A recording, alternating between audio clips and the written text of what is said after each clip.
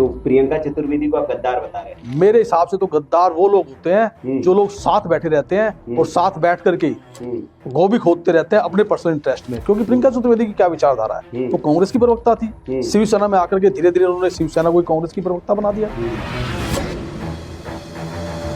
शिवसेना से राज्यसभा सांसद पूर्व कांग्रेस प्रवक्ता प्रियंका चतुर्वेदी शायद आजकल कुछ ज्यादा ही खाली हैं। कुछ क्वालिटी वर्क है नहीं शायद उनके पास, इसलिए ही बिना सिर पैर के मुद्दे उठाने लगी हैं, मीडिया हाउस को पुलिस केस के लिए धमकाने लगी हैं।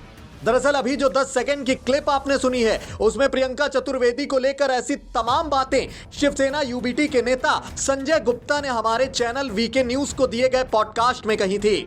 संजय गुप्ता ने प्रियंका चतुर्वेदी को लेकर किए गए हर दावे को तथ्य के साथ पेश किया था, लेकिन शायद प्रियंका जी ने अपने ऊपर लगे आरोपों पर विवेकशीलता से पेश आने की जरूरत नहीं समझी। संजय गुप्ता की आधी अधूरी क्लिप शेयर करके मामले को तोड़ने मरोड़ने की कोशिश में जुट गई और अब लगातार डिफेमेशन केस की धमकी देने पर आमादा हैं। दरअसल शिवसेना यूबीटी नेता संजय गुप्ता ने प्रियंका चतुर्वेदी को गद्दार बताते हुए यह सवाल उठाया था कि प्रियंका चतुर्वेदी ने कैसे पार्टी में आते ही राज्यसभा सीट भी पाली, सबसे कद्दावर नेता को साइडलाइन लगवा दिया। इस दौरान संजय गुप्ता से हमने यह सवाल किया कि कुछ रोज पहले शीतल महात्रे ने भी प्रियंका चतुर्वेदी पर आदित्य ठाकरे की गुप्त फोटोज और दावोस की गुलाबी ठंड जैसा संकेत देते हुए गंभीर आरोप लगाए थे।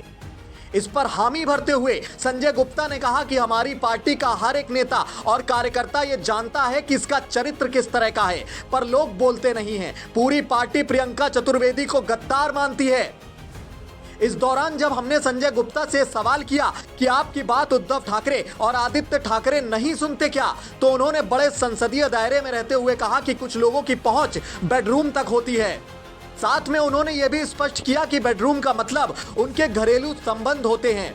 और अब संजय गुप्ता के इसी स्टेटमेंट को बिना विवेक का इस्तेमाल किए प्रियंका चतुर्वेदी हो हल्ले में जुटी हैं। सारे काम धंधे छोड़कर माहौल बनाने में जुटी हुई हैं, डेफेमेशन केस के लिए धमकाने लगी हैं।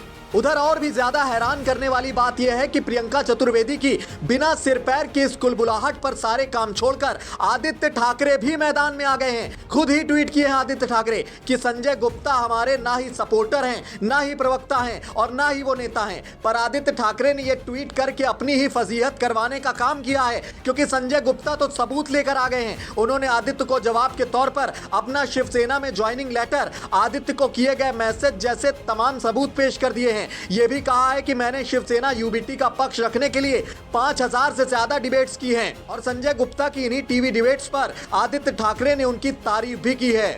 अब सवाल यह भी उठने लगा है कि आदित्य ठाकरे क्यों इतने परेशान हो गए कि प्रियंका चतुर्वेदी को डिफेंड करने के लिए अपने ही नेता के खिलाफ ट्वीट करने पर उतारू हो गए।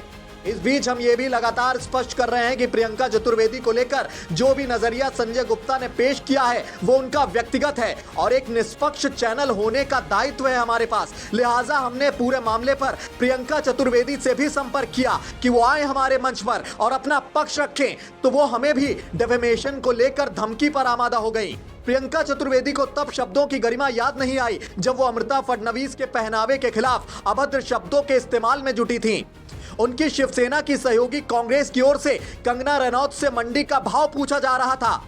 और हमारा सवाल है प्रियंका चतुर्वेदी जी आपसे कि आप हमें जो डेफेमेशन केस के लिए धमकी पर आमादा हैं, क्या आपने उन शीतल महात्रे के खिलाफ केस किया है जो आप पर और आदित्य ठाकरे पर दावोस की गुलाबी ठंड और गुप्त तस्वीरों का हवाला देकर लगातार तंज कसती रही हैं? खैर, हमारा काम है निष्पक्ष खबर दिखाना। आपकी धमकियों से हम बिना डरे यूं ही बेबाकी के साथ अपना काम करते रहेंगे और अपने व्यूअर्स से भी हम एक अपील करेंगे कि प्रियंका चतुर्वेदी की इस बिना सिर पैर की कुलबुलाहट पर आप अपनी कीमती राय जरूर पेश करें और देखते रहें आपका अपना चैनल वीके न्यूज। शुक्रिया, नमस्कार।